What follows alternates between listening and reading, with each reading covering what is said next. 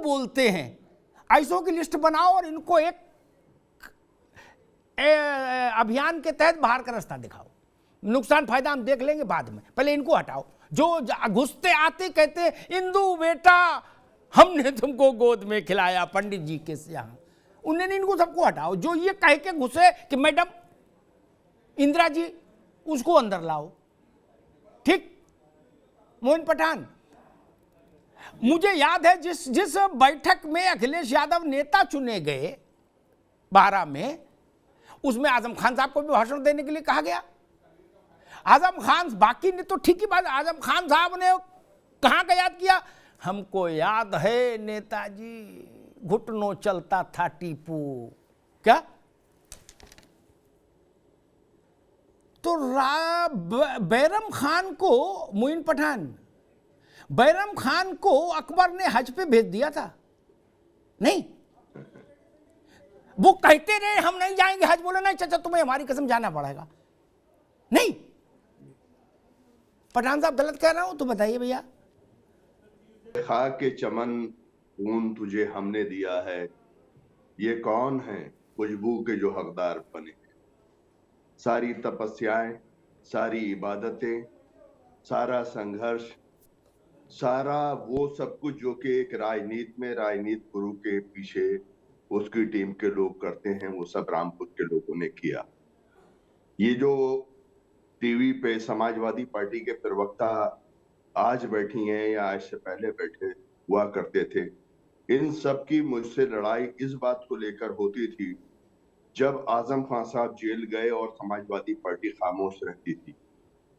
Samajwadi party के राष्ट्रीय अध्यक्ष अखिलेश यादव जी बिल्कुल मूक दर्शक बने हुए थे और आजम खान साहब ने जेल से मुझे ये पैगाम भिजवाया कि अखिलेश यादव को घेरो।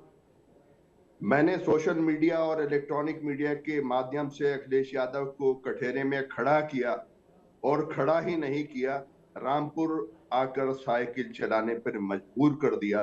आजम खान साहब के पास ऐसे टैलेंटेड लोग मौजूद थे कि जो राष्ट्रीय अध्यक्ष को किस जगह नब्ज दबानी है और किस तरह से दबानी है जानते थे। लेकिन त्रासदी इस बात की है कि उन सब गुणी लोगों को, आपने भी एक बार मेरा पक्ष लिया था जब इस चुनाव में मैंने आजम खान के कैंडिडेट के खिलाफ चुनाव लड़ाया और उनको हरा दिया। समाजवादी के प्रवक्ता ने इल्जाम लगाया कि मोइन पठान बिक गया। आपने कहा ये बिके नहीं है, ये तो भाजपा और समाजवादी दोनों के प्रवक्ताओं से आजम खान के लिए लड़ते थे। तो आजम खान साहब का एक तरीकेकार है कि जब चाहा शानू को इशारा करा कि अब्दुल को लेकर बयान दो और अखिलेश को कठेरे में खड़ा कर, जब चाहा मुझसे बयान दिलवा दिया। लेकिन हम लोगों की भी अपेक्षाएं थी। ये जेबा बैठी है, इनका नंबर भी कटा और एक 2 करोड़ के आदमी सरफराज के लड़के को एमएलसी बना दिया। जेबा को या जमई साहब को बना देते, हम खुश हो जाते। हम बनना चाहते थे, जाहिर सी बात है, नहीं बन पाए तो इनमें से कोई बन जाता। इन सब के नंबर भी कटने आजम खान की राजनीति में मजबूत होने पर। और आजकल के समय में तो दोहरी राजनीति चल रही है, समाजवादी पार्टी की और आजम खान साहब की। ऑफ कैमरा समाजवादी पार्टी के बड़े नेता मुझसे ये कहते हैं कि हम ये चाहते हैं कि आजम खान भाजपा के हथियार से खत्म कर दिए जाएं, यानी हमें उन पर मेहनत नहीं करना पड़े। और आजम खान ये चाहते हैं कि किस सलीके से मैं समाजवादी पार्टी को कमजोर कैंडिडेट देके या समाजवादी पार्टी को हरवा कर यूपी की राजनीति में एक नया समीकरण ये दो कि समाजवादी पार्टी। मोइन पठान साहब, ठीक है, नए आलोक जी, नए समीकरण की बात मोइन पठान कर रहे हैं, लेकिन नए समीकरणों के लिए 3-4 चीजें बड़ी जरूरी होती। मनोबल हो नेता के पास, वो आजम साहब के पास अब बचा नहीं है ना। आपके पास लोग हो, वो भी नहीं बचे, ठीक। आपके पास संसाधन हो, अगर होंगे भी तो वो बाहर नहीं निकाल सकते आप इस माहौल में। आप अगर होंगे भी तो क्या, जैसे आपने 4 गाड़ी खरीदी वैसे फिर नया मुकदमा हो जाएगा कि गाड़ी कहां, पैसा कहां से आया। इसलिए अब नहीं हो पाएगा। आलोक वर्मा जी, कोई संभावना दिख रही है आपको, या आप लोगों ने सब तरफ से एमसील लगा दी? नहीं होता कि भाई जहां जहां लीकेज है सब तरफ से एमसील लगा दो, मतलब आप जेबा यास्मीन कह रहे हैं कि भाजपा वालों ने आजम साहब पर इतना जुल्म ढाया कि उनके परिवार के किसी आदमी को किसी सदन का सदस्य नहीं रहने दिया। वर्मा जी भाई इतना जुल्म क्यों ढा रहे हैं फिर आप लोग? कोई भी सियासी दल हो, कोई भी राजनीतिक पार्टी हो, अपने लिए एक आइडियोलॉजी चुनती है। एक उदाहरण से मैं स्पष्ट करना चाहता हूं, जैसे भारतीय जनता पार्टी ने सबका साथ, सबका विकास, सबका विश्वास, सबका प्रयास की आइडियोलॉजी पे आगे बढ़ने का फैसला किया। हम जात जमात की बात नहीं करेंगे, जाति धर्म की बात नहीं करेंगे, ये भारतीय जनता पार्टी ने तय किया। बिल्कुल उसी तरीके से जब समाजवादी पार्टी आगे बढ़ी तो उन्होंने गढ़ पॉलिटिक्स को, गढ़ आइडियोलॉजी को अपनाया और उसी के हिसाब से वो आगे बढ़े। कहीं आजम खान को खड़ा किया गया, कहीं मुख्तार अंसारी को खुद मुख्तार बनाया गया, कहीं अतीक अहमद को खड़ा किया गया, कहीं डीपी यादव खड़े हुए, कहीं एक चाचा खड़े हुए, कहीं दूसरे चाचा खड़े हुए। उसमें हुआ क्या? उसमें कोई भी काला सफेद धंधा हो उन्हें करने की आज़ादी दी गई। रामपुर में क्या है आप अच्छी तरीके से जानते हैं। आजमगढ़ और आसपास के पूर्वांचल के इलाकों में मुख्तार अंसारी क्या करते थे और किस तरीके की बात करते थे, यह आप अच्छी तरीके से जानते हैं। आजम खान का तो बयान आपने भी चलाया होगा और आपने भी सुना होगा कि किस तरीके से वो कलेक्टर से अपने जूते साफ करवाने की बात करते थे। अभी 2022 का इलेक्शन हुआ तो मुख्तार अंसारी का बेटा कह रहा था कि जितने भी अधिकारी हैं उनसे निपट लिया जाएगा। तो ये निपटने का दौर अब खत्म हो चुका। अब गढ़ हमने खत्म कर दिया। जो आपका पाप था, जो आपने कुकर्म किया था, आज अदालतें उसकी सजा दे रही हैं। आजम खान ने अपने बेटे को चुनाव लड़वाया। किसने कहा था साहब कि आप फर्जी सर्टिफिकेट लगाइए, और आपने फर्जी सर्टिफिकेट लगाया और बसपा ने आपको अदालत में घसीटा, तो उसमें भारतीय जनता पार्टी का क्या दोष है? जो पाप आपने किया, जो कुकर्म आपने किया, उसकी सजा कल भी आपको मिल रही थी, परसों भी आपको मिलेगी और आगे भी कोई भी करेगा तो उसको मिलेगी। मुझे लगता है इसमें कोई दल मायने नहीं रखता। चाहे भारतीय जनता पार्टी का कोई नेता होगा, अगर वो गलत राह पर जाएगा, अगर बसपा का कोई नेता होगा, समाजवादी पार्टी का कोई नेता होगा, कांग्रेस का कोई नेता होगा, कानून अपना काम करेगा, अदालत अपना काम करेगी, और सत्ताधारी दल के तौर पे हमारा जो काम है हम वो करेंगे। हम अपनी राह पर आगे बढ़ रहे हैं। आप कह रहे हैं कि भारतीय जनता पार्टी इसके पीछे। रे साहब कहाँ है? पहला आजम खान के बेटे के ऊपर पहला मुकदमा हुआ, बसपा ने किया। दूसरा जो मुकदमा आपका चल रहा था प्रशासन ने किया। अरे साहब, विरोध का अपना एक दायरा होता है। आप अगर दायरा लांघेंगे तो सवाल तो खड़े होंगे साहब। विरोध सब करते हैं, आप भी करते हैं, हम भी करते हैं, लेकिन विरोध की एक सीमा होती है ना। आप किसी सिस्टम को बांध लेना चाहेंगे, आप किसी सिस्टम को नेस्तनाबूद कर देना चाहेंगे, तो मुझे लगता है कि उस पर सवाल खड़ा होगा और उस पर उसकी सजा भी मिलेगी। बिल्कुल ठीक बात है। मैं जेबा यास्मीन के पास आऊंगा और उस पर जो बात मोइन पठान और शानू कह रहे हैं कि भाई हमसे कहा कि अखिलेश यादव को घेरो है।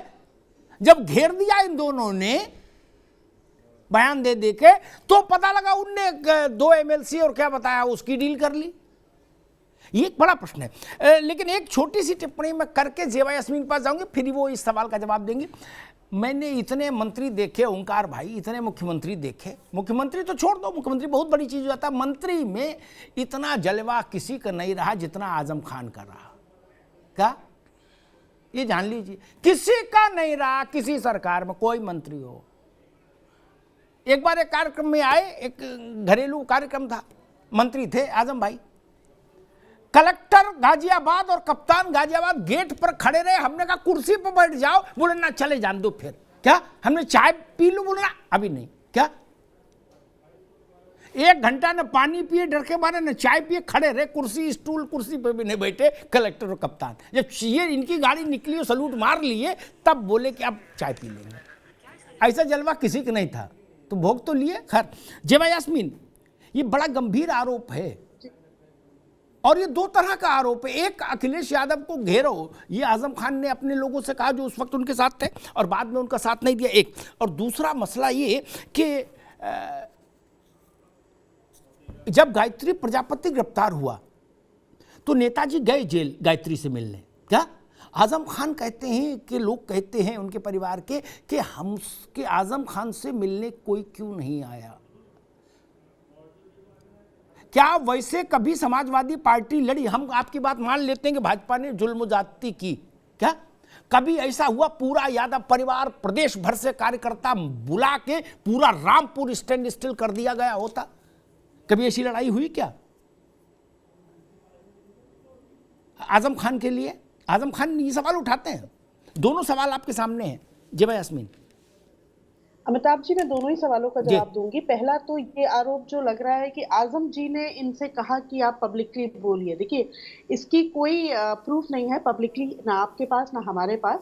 पहले जो भी दो लोग मोइन साहब बोल रहे थे और शानू जी बोल रहे थे, पहले ये उन्हीं के साथ इतने सालों काम किए हैं और आज कह रहे हैं कि छलावा किया रामपुर से। दैट मीन्स उस छलावे का हिस्सा आप भी थे और आज आप मुखर होकर उसको टीवी चैनल पे एक्सेप्ट कर रहे हैं। 10 बार के विधायक रहे, छलावे से नहीं बने थे। तो अगर आपसे कहा गया और उसके बाद आजम जी उस चीज को नहीं मान रहे हैं, तो मैं उस चीज को वैसे भी नहीं मानूंगी, क्योंकि आप मेरे पास कोई भी ऐसा प्रूफ नहीं है कि आजम जी ने आपसे मुखर होने को कहा। अभी हाल ही में एक प्रोग्राम में आजम जी और उनकी अच्छी बात हुई। मुझे नहीं लगता कि कोई मतभेद है आजम जी और अखिलेश जी के बीच में, और पार्टी के साथ, पार्टी हमेशा आजम जी के साथ है और आगे भी रहेगी। जिस लेवल के आंदोलन की आप बात कर रहे हैं अमिताभ जी, अगर आप वाकई अभी तक हम लोगों ने हर मंच पे उनके लिए आवाज उठाई है और कहीं कम पड़े हैं, तो आगे हम मुखर होके बड़ा आंदोलन करेंगे। जेबा यास्मीन, देखो एक बात बताएं, ऐसे आंदोलन आजकल होने लगे जिन्होंने आंदोलनों की बेइज्जती कर दी। फसाद शानू, एक सवाल आपसे लूंगा 1 मिनट में, है जितने भी नई पीढ़ी के लोग आ रहे हैं वो सब उनसे पूछो, बोले हम संघर्ष कर रहे हैं। बोले कहां? बोले ट्विटर पर नहीं कर रहे। क्या वरिष्ठ नेता हो गए ट्विटर पर?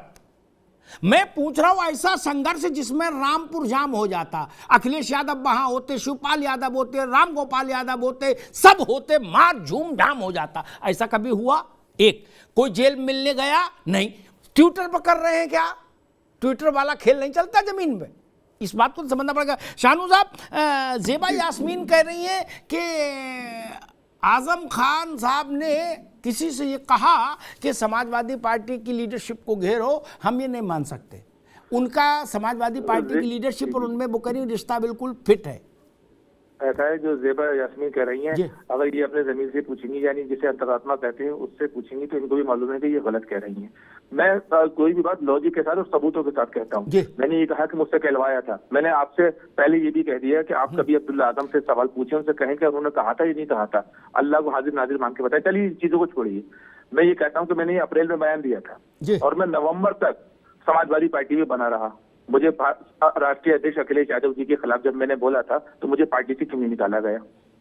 मैं ये सवाल पूछता हूँ, आजम खान साहब ने उस वक्त मुझसे खत्म क्यों नहीं किए? अगर राष्ट्रीय अध्यक्ष के खिलाफ इतना बड़ा बयान, खुला मैं उनको बुरा कह रहा हूँ, सब कुछ कह रहा हूँ, उसके बाद मेरे खिलाफ कोई कार्रवाई क्यों नहीं हुई?